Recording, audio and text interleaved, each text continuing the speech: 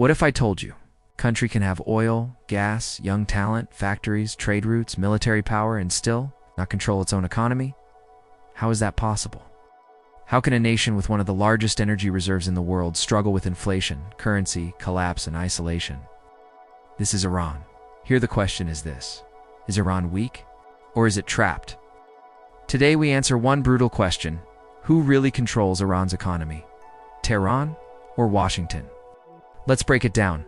Oil exports blocked, banks disconnected from global systems, currency collapsing, foreign investment frozen, companies leaving, shadow trade rising, black market growing, China and Russia partnerships increasing. Inflation hurting ordinary people, government revenue shrinking. This is not just politics. This is economic warfare. Now let's understand how it works. Sanctions are not bombs, they are financial weapons. When the United States imposes sanctions, it does not need to attack physically. Instead, it blocks access to global banking systems, dollar transactions, international trade routes, foreign investment oil export, payments. And here is the key truth: the global economy runs on the US dollar. So when a country is cut off from the dollar system, it becomes isolated. This is exactly what happened to Iran. Iran's economy depends heavily on oil exports. Oil is its main source of foreign currency. But when sanctions target oil exports, buyers are pressured not to purchase. Insurance companies refuse coverage. Shipping becomes risky, payments become complicated. Iran still sells oil, but often at discounts. Through indirect routes, through middlemen, through shadow networks. That means less profit, more risk, more instability. Oil still flows. The money flow becomes restricted. When foreign currency is limited, the national currency suffers. When dollars stop coming in, the local currency weakens.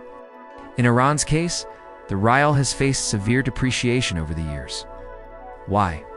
Because investors lose confidence, imports become expensive, inflation rises. People rush to buy dollars or gold. This creates a cycle. Currency falls, gives prices rise, gives people panic, gives more currency falls. And who suffers the most? Ordinary citizens. Food prices increase, housing becomes expensive, savings lose value. Sanctions don't just hurt governments, they hurt people. One of the most powerful sanctions tools is cutting off access to global banking systems. If banks cannot transfer money internationally, trade slows. Businesses struggle, foreign companies avoid risk, international partnerships shrink. Imagine trying to run a business without access to global payment systems. That's the reality. This forces Iran to create alternative systems, local networks, barter trade, non-dollar transactions. But alternatives are weaker, less efficient, more costly. When Western doors close, Iran looks east. China becomes a major oil buyer. Russia becomes a strategic partner. Trade shifts away from the West. But here's the reality: these partnerships are strategic, not equal. Iran often sells oil at discounted prices. It gains survival, but not dominance. Sanctions push Iran toward a different economic bloc, but that bloc does not replace global integration completely.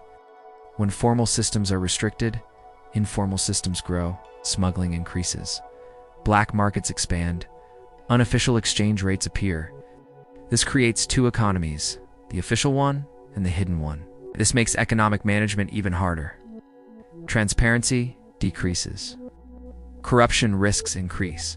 Control becomes complicated. Here's the uncomfortable truth: Iran controls its policies, but sanctions control its options. When oil sales are restricted, when banking access is blocked, when dollar transactions are limited, your economic choices shrink. That does not mean Iran has no power. It means its economic battlefield is limited. Sanctions don't destroy a country overnight. They slowly squeeze it, year by year, decision by decision. Now we must ask something deeper. Are sanctions weakening Iran permanently?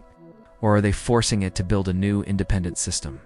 Will Iran eventually break the trap? Or will economic pressure continue shaping its future? Because here's the truth: military power can defend borders, but economic power builds superpowers.